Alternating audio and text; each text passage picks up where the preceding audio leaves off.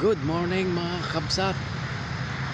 Kami po ay uuwi na naman. Tapos na po ang aming duty. Kami po ay naghihintay ng aming bus.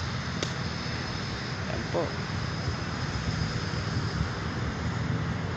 Diyan po kami galing. Diyan po kami nagtrabaho ngayon sa metro station na yan.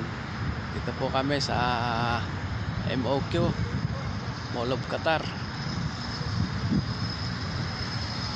Po, kami po ay naghihintay ng aming sasakyan.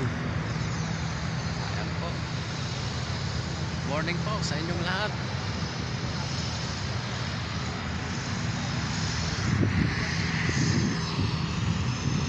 Ayan po ang ating paligid dito